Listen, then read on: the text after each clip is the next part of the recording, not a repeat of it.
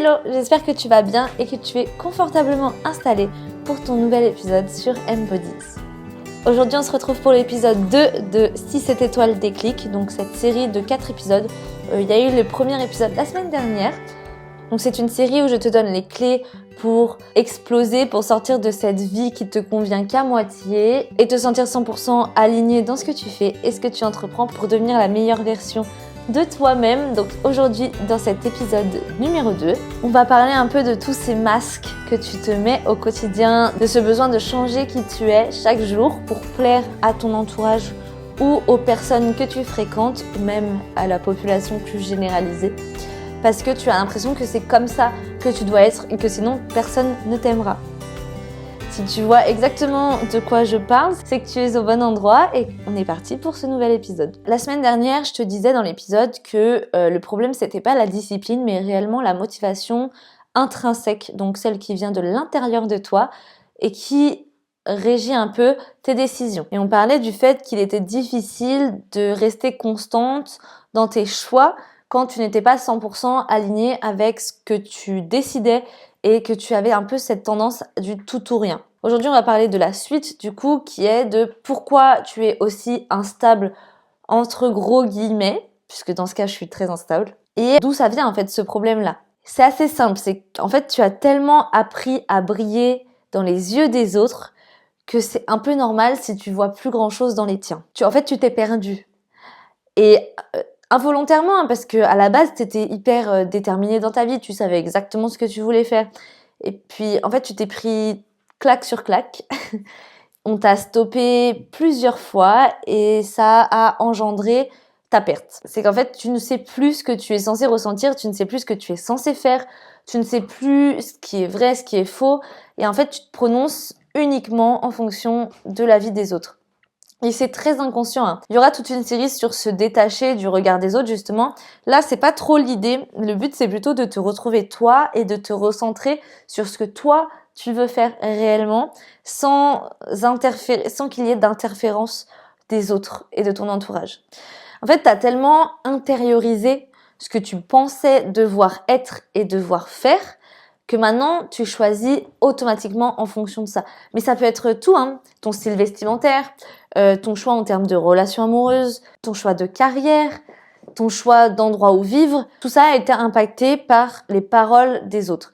C'est normal et c'est pas grave, ça vient d'un manque de confiance en toi, à la base, une indécision profonde, donc le fait de jamais savoir réellement parce que tu avais peur de te prononcer, tu avais peur que ton choix ne soit pas le bon, tu avais peur qu'on te critique, qu'on te fasse une réflexion. Et en fait, c'est parti de là. Et du coup, tu as commencé à te dire que les choix des autres et l'avis des autres étaient plus justes, plus réfléchis et qu'en fait, ils avaient raison. Et du coup, tu as commencé à baser tes choix sur ce que vont dire les autres en fonction de ceci. Tu vas peut-être te reconnaître là-dedans, mais moi, je sais que mon parcours professionnel, c'est le reflet exact de ça. C'est que quand j'étais petite, je ne savais pas du tout ce que je voulais faire. J'ai pas eu ce truc d'enfant où tu te dis oui, mais moi plus tard je serai chanteuse ou plus tard je serai je sais pas vétérinaire. Moi, j'avais pas trop envie de faire grand-chose. Ce que je disais à mes parents, c'est que je voulais être la femme du directeur des Galeries Lafayette. Donc déjà à l'époque, j'étais une grosse michto en fait, mais à 5 ans. Donc j'ai pas eu cette passion d'enfant qui te dit genre je vais faire ça et qui va te motiver un peu dans tes choix futurs professionnellement parlant. Même si évidemment toutes celles qui veulent devenir chanteuses ne sont pas devenues chanteuses, mais ça te donne un peu un ton. Tu te dis que tu vas peut-être plus t'orienter dans un truc artistique. Je dis pas qu'à 5 ans tu sais exactement ce que tu dois faire, loin de là.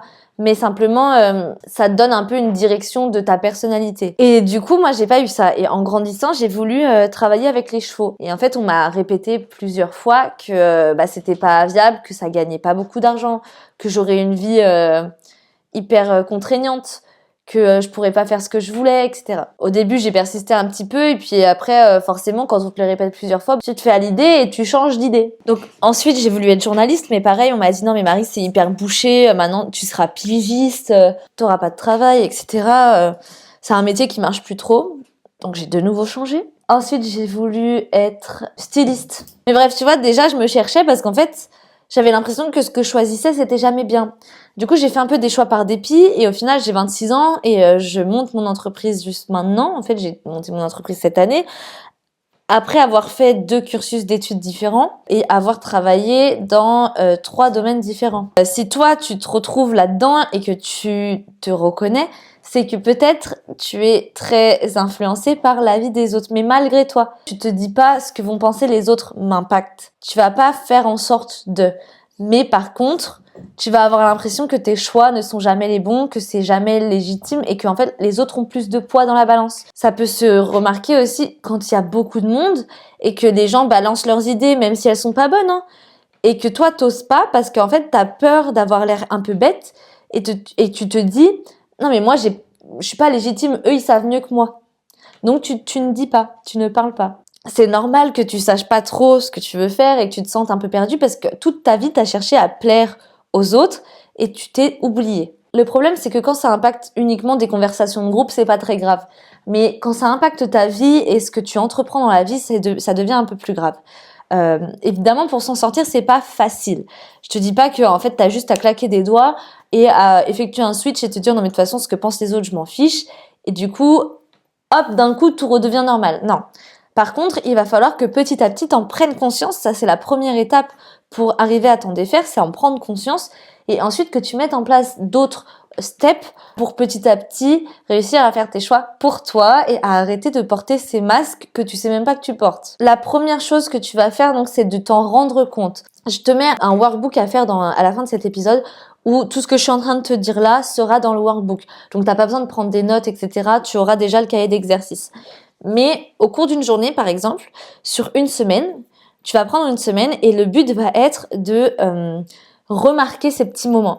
Soit tu les notes dans ton téléphone au moment où tu le remarques, soit le soir tu te poses et tu essayes de te faire un petit récap dans ta tête de ces moments où tu t'es pas senti à l'aise, où tu t'es pas senti aligné avec ce que tu avais en tête et ce que tu as dit ou fait, où tu t'es senti pas légitime, où tu as senti qu'il y avait un petit truc en toi qui te titillait mais tu savais pas trop pourquoi quand tu as pris une décision. Tous ces petits moments-là, tu vas les répertorier sur une semaine. L'étape d'après, ça va être de chercher un dénominateur commun à tout ça. Par exemple, si tu remarques que c'est quand il y a beaucoup de monde, bah tu vas le noter et du coup, à l'avenir, tu feras attention à ces moments-là. Si tu remarques que c'est ton cercle d'amis qui pose problème et que tu n'es pas entouré de personnes qui te correspondent ou qui te ressemblent, peut-être qu'il y aura un travail à faire là-dessus. Bref, l'idée, c'est de mettre le doigt sur ce qui dérange. Une fois que tu as fait ça, le but, ça va être d'accepter de décevoir. Donc d'identifier ce qui te fait le plus peur dans le fait de t'affirmer et de faire tes propres choix. Si c'est une question de ce que vont penser les autres, de genre ah mais ils vont me trouver nul, etc. Ça, c'est un travail de mindset à faire et pour ça, je t'invite à rejoindre Embodies.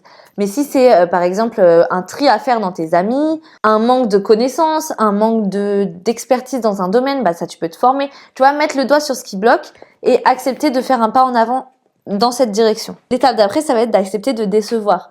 Forcément que si tu fais tes propres choix et que du coup tu ne corresponds plus aux standards ou aux choses qu'on attend de toi, puisque ça fait des années que tu donnes une image de toi et que forcément ça va changer un petit peu quand tu vas choisir à ce que tu ressens, ça va être modifié. Donc les gens vont découvrir une nouvelle facette de toi et il y en a qui vont aimer et d'autres qui vont moins aimer. Et il faut accepter de te détacher de ceux qui vont moins aimer ou du moins de te détacher de leur avis. T'es pas obligé de les couper de ta vie, mais par contre faire quand même malgré ce qu'ils vont penser, ça c'est important. Et enfin, la dernière étape, une fois que tu as fait le travail d'observation, ça va être de noter, donc toujours dans le workbook, ce que tu ferais si personne te regardait, si tu étais seul sur Terre, si tu pouvais faire tout ce que tu voulais, qu'est-ce que tu ferais ? Donc sur une journée, sur une semaine, dans un cas très spécifique, par exemple dans ta situation professionnelle, dans ta situation amoureuse, qu'est-ce que tu ferais si ça n'avait aucun impact sur les gens, sur ta vie et sur ce que les gens vont penser de toi. Et une fois que tu as établi ça, bah, le but va être de travailler chaque jour dans cette direction-là. Voilà, donc on a un peu fait le tour de ce que je voulais te présenter pour l'épisode 2 de cette série-là, donc 6 étoiles déclic. Si c'est un épisode qui t'a parlé, n'hésite pas à le partager avec une amie qui en aurait besoin, à laisser un commentaire et 5 étoiles pour le podcast parce que ça m'encourage à continuer et ça fait toujours plaisir. Tu peux également me rejoindre sur Instagram sur Oli by Marie si tu veux plus de conseils quotidiens. Et moi je te dis à la semaine prochaine, lundi 7h, pour le 3e épisode du coup de cette série. En attendant, prends soin de toi et je te fais plein de bisous.